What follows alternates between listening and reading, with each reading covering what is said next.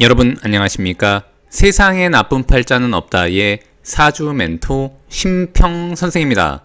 자, 오늘은 제가 우리 용띠 여러분들의 2024년 양력 11월 운세에 대해서 간략하게 포인트를 설명드리겠습니다.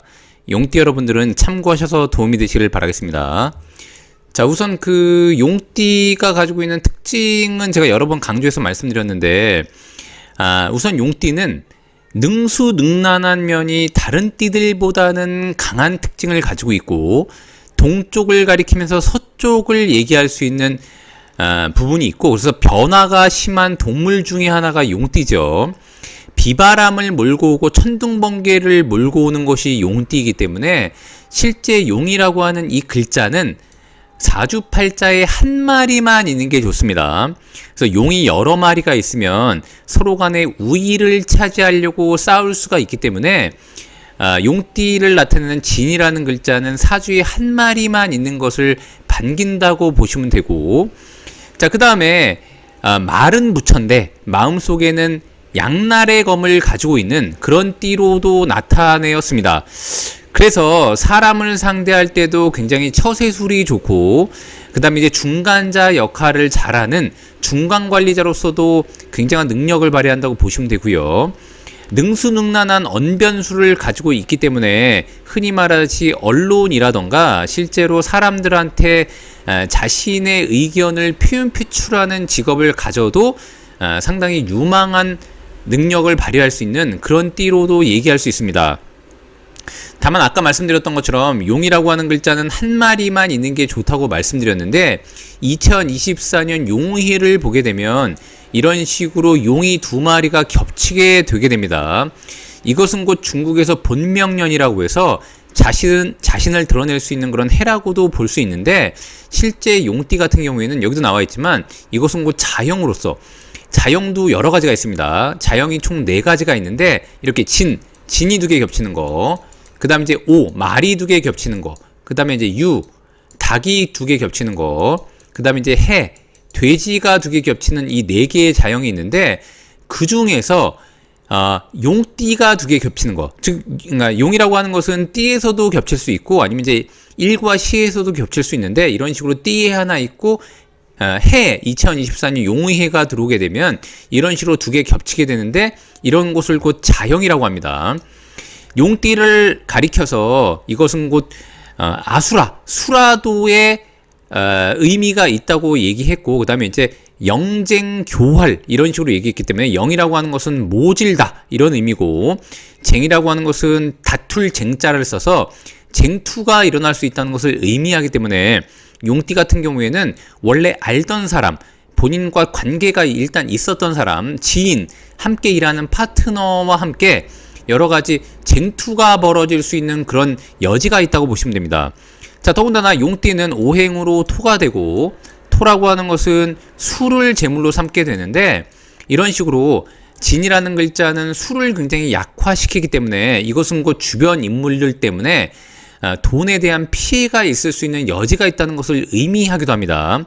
그래서 용띠 같은 경우에는 실제 2024년 같은 경우에는 사람 검증을 잘해야 되고, 실제로 동업이라던가 아니면 공동 투자를 한다거나 누군가와 함께 돈에 관련돼서 도모하는 일은 굉장히 조심할 필요가 있는 것이죠.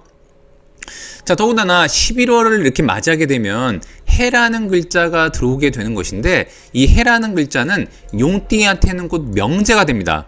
자, 명제라고 하는 것은 이윤을 추구하는 재물로도 볼 수 있기 때문에 보통 이제 사업 재물이라고도 하고, 무역으로서 얻는 재물로도 의미하고, 그 다음에 이제 본인이 개인적 활동을 통한 인센티브나 성과급 같은 것을 의미하기도 하는데, 이렇게 재물이 들어올 때 이미 2024년 용이라고 하는 동물이 있기 때문에 서로 재물을 두고 다투는, 자, 이것은 뭐 재물인데 용이 2마리가 되는 것이니까, 즉 용은 물이 있어야 좋은데 서로 간에 물이라고 하는 그 본인의 활동 그 반경을 차지하기 위한 쟁투가 벌어질 수 있는 여지가 있습니다.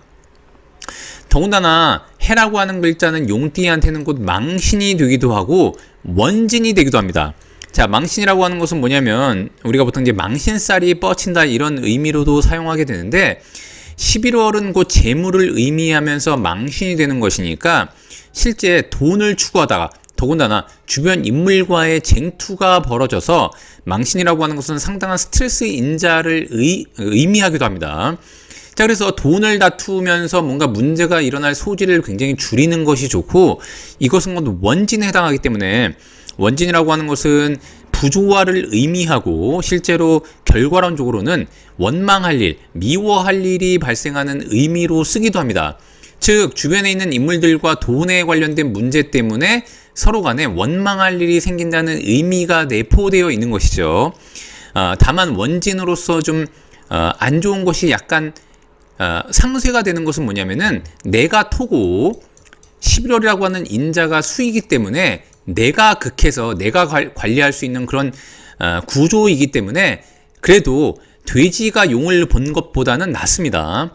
다만 2024년을 기반으로 해서 원진이 된 것이기 때문에 실제로 11월에 돈이 들어왔다가도 문제가 생기는 경우가 상당히 있으니까 용띠 같은 경우에는 특히나 이제 주변 인물과의 관계 속에서 돈을 버시는 분들 같은 경우에는 굉장히 좀 주의할 필요가 있고, 공사 구분을 철저하게 하고 돈 문제는 가능하면 아무리 친하다고 하더라도 깔끔하게 하는 게 좋습니다.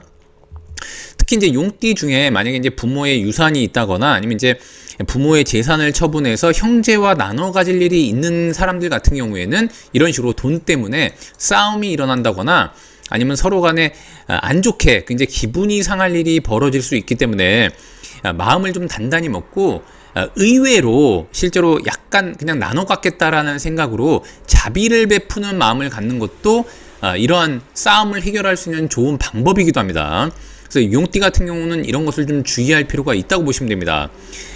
실제로 2024년 같은 경우에는 재물이 굉장히 약화되는 시기이기도 하지만 용띠한테는 하나의 큰 전환점을 의미하기도 하는데, 내년에 사라고 하는 뱀띠해가 되면 이것은 곧 용띠를 돕는, 화생토로서 용띠를 돕는 글자이기도 하고, 그렇기 때문에 재물이 약화되고 사라는 것은 곧 문서를 의미하는 인성을 나타내는 글자이기도 하기 때문에 용띠 같은 경우에는 돈을 좀 더 줄이고 새로운 안전자산으로서의 변화를 추구하는 것도 나쁘지 않습니다.